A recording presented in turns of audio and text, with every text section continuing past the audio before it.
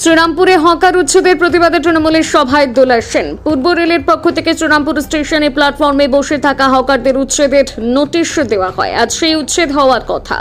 15 দিন সময় দেওয়া হয়েছিল। সেই নোটিশে রেল পুলিশ সূত্রে খবর, অন্যান্য স্টেশনের মতো শ্রীরামপুর স্টেশনেও হকার উচ্ছেদ হবে।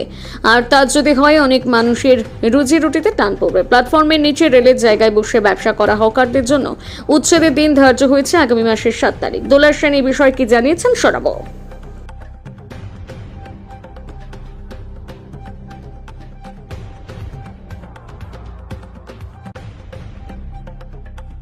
না টান করে মাথার গাম পায়ে ফেলে হকারি করে নিজেদের জীবন জীবিকা নির্বাহ করেন। তাতে রেলমন্ত্রী বললেন যে না, এটা মানবিকভাবে দেখা উচিত।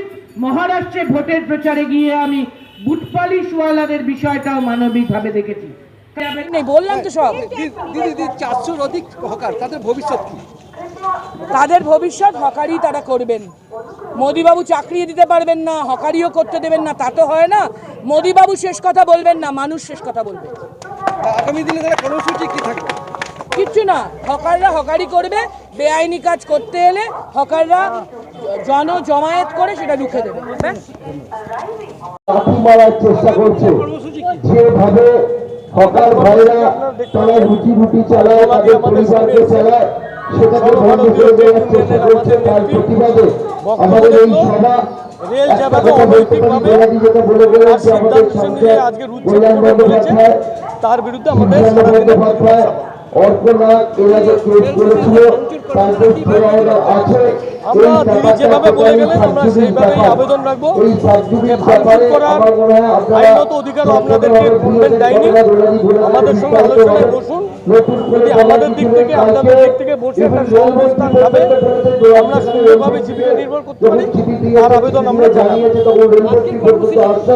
আজকে আমরা বাপ্পুদা আছে, আমাদের জেলা সভাপতি আছে, কাউন্সিলররা আছে, আমাদের হকার ভাইরা সবাই রয়েছে।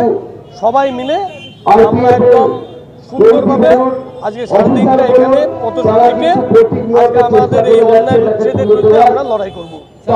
আমাদের সংগঠিত হবে, আমাদের সংঘবদ্ধ হতে হবে। আমি একটা কথা বলি, একটা ছোট্ট ইন্দোলা চক্রবর্তী যে আমরা সমিতি দেখেছি একটা পরিবারে যখন ভাই ভাই